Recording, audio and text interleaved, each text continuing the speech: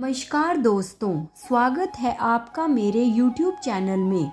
आज की कहानी का नाम है किसान के आलसी बेटे। तो चलिए शुरू करते हैं आज की कहानी। एक गांव में मुरलीधर नाम का एक किसान अपने परिवार के साथ रहता था। उसके परिवार में उसके दो बेटे आदर्श और कृष्णा थे। मुरलीधर बहुत मेहनत करता था, लेकिन उसके दोनों बेटे बहुत आलसी थे। मुरलीधर अपने बेटों की इस आदत से बहुत परेशान रहता था। एक दिन उसने अपनी पत्नी विभा से कहा, हमारे दोनों बेटे घर में पड़े रहते हैं, क्या ये कभी कोई काम करेंगे या नहीं? विभा ने दुखी होते हुए कहा, आप काम की बात कर रहे हो, ये तो खाने के अलावा उठकर बैठते भी नहीं हैं, दिन भर बिस्तर पर लेटकर सोते रहते हैं। मुरलीधर सुबह तड़के ही खेत पर जाने के लिए निकल जाता था। एक दिन उसने सोचा, क्यों न मैं बीमारी का बहाना बनाकर घर पर रुककर अपने बेटों को खेत पर भेजूं। यह सोचकर उसने पेट दर्द का बहाना किया और अपने दोनों बेटों से कहा, बेटा आज मेरी तबीयत ठीक नहीं है और खेतों में कटाई करना बहुत ज़रूरी है। तुम दोनों आज खेत पर जाकर कटाई का काम करो। यह सुनकर आदर्श ने कहा, पिताजी आप चिंता ना करो, हम दोनों अभी जाकर कटाई शुरू कर देते हैं। मुरलीधर बहुत खुश हुआ। उसने जल्दी से अपने बेटों को काम समझाकर खेत पर भेज दिया। उनके जाने के बाद मुरलीधर ने अपनी पत्नी विभा से कहा, तुम तो बेकार ही इन्हें आलसी कहती रहती हो। देखो आज मेरे दोनों बेटे जाकर खेत काटेंगे और मेहनत करेंगे। यह सुनकर विभा हंसने लगी। फिर उसने अपनी हंसी रोक कर कहा, आपसे ज़्यादा मैं अपने बेटों को जानती हूँ। आप कल जाकर देखना, वे दोनों एक तिनका भी नहीं काटेंगे। यह सुनकर मुरलीधर बोला, चलो कल पता लग जाएगा वे दोनों आलसी हैं या मेहनती। शाम को दोनों बेटे वापिस आ जाते हैं। मुरलीधर उनसे पूछता है, बेटा खेत पर कितना काम हुआ? इस बार कृष्णा जवाब देता है, पिताजी आप तो बेकार में परेशान हो रहे थे, हमने तो एक ही दिन में पूरा खेत साफ कर दिया। मुरलीधर विभा की ओर देखकर बोला, देखा मेरे बेटे कितने मेहनती हैं, तुम तो बेकार में इन पर शक करती हो। इस पर विभा बोली, मैं तो आंखों देखी पर विश्वास करूंगी। अगले दिन मुरलीधर खेत पर पहुंच जाता है।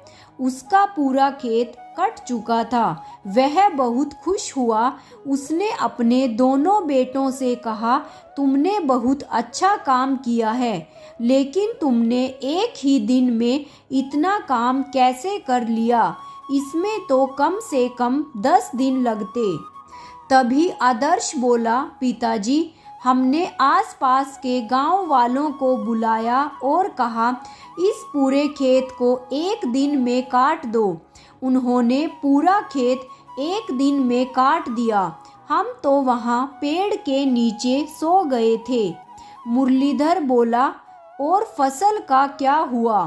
तभी कृष्णा बोला, जिस गांव वाले से जितनी काटी गई वो उतनी ले गया। यहाँ तक कि कुछ गांव वाले तो फसल का गट्ठर घर रखकर दोबारा फसल काटने आ गए। देखते ही देखते पूरा खेत कट गया। यह सुनकर मुरलीधर ने अपना सर पकड़ लिया। हे भगवान, तुम दोनों ने पूरे साल की मेहनत एक दिन में मिट्टी में मिला दी। इससे तो तुम दोनों घर पर ही रहते। यह देखकर विभा बोली, अब हम पूरे साल अपना पालन पोषण कैसे करेंगे? इन मूर्खों ने तो हमें कहीं का नहीं छोड़ा। मुरलीधर को कुछ समझ नहीं आ रहा था कि क्या करे। वह निराश होकर घर आ गया। आदर्श ने घर आकर कहा, पिताजी, आपने खेत काटने के लिए कहा था। आपने यह नहीं कहा था कि फसल को घर लाना है। वैसे भी हम लोग इतनी मेहनत नहीं कर सकते। अगले दिन मुरलीधर ने कहा, तुम दोनों को यह घर छोड़कर जाना होगा। मैं तुम्हारा बोझ अब नहीं उठा सकता। मैं और मेरी पत्नी किसी तरह गुजर बसर कर लेंगे। चलो निकलो यहाँ से। मुरलीधर दोनों बेटों को घर से निकाल देता है। दोनों पूरे दिन भूखे प्यासे गांव में भटकते रहते हैं। शाम तक उनका भूख से बुरा हाल हो जाता है। किसी तरह वे एक पेड़ के नीचे रात काटते हैं। अगले दिन वे दोनों एक बनिए के खेत पर पहुंच जाते हैं। आदर्श बनिए से कहता है, सेठ जी, हमें कुछ खाने को दे दीजिए। बदले में आप जो भी काम कहेंगे हम कर देंगे। सेठ उन दोनों को खाना खिला देता है। बदले में पूरे दिन उनसे मजदूरी करवाता है। शाम को दोनों उसी पेड़ के नीचे आ जाते हैं। कृष्ण आदर्श से कहता है, अगर हमने अपने माता पिता का साथ दिया होता तो आज हमें यह सब नहीं देखना पड़ता और हमारे कारण हमारे माता पिता भी भूखे मर रहे होंगे। तभी आदर्श कहता है, हाँ भाई, तू ठीक कहता है। चल हम दिन में सेठ के खेतों में मजदूरी करेंगे और रात को अपने खेतों पर काम करेंगे। कड़ी मेहनत करके फसल उगाएंगे। दोनों भाई दिन रात मेहनत में जुट जाते हैं। इधर मुरलीधर एक सेठ की दुकान पर नौकरी कर लेता है और कम तनख्वाह में किसी तरह अपनी गुजर बसर कर रहा था। इसी बीच गांव में एक प्रतियोगिता होती है जिसमें सबसे अच्छी फसल के लिए इनाम दिया जाना था। मुरलीधर भी प्रतियोगिता देखने पहुंच जाता है।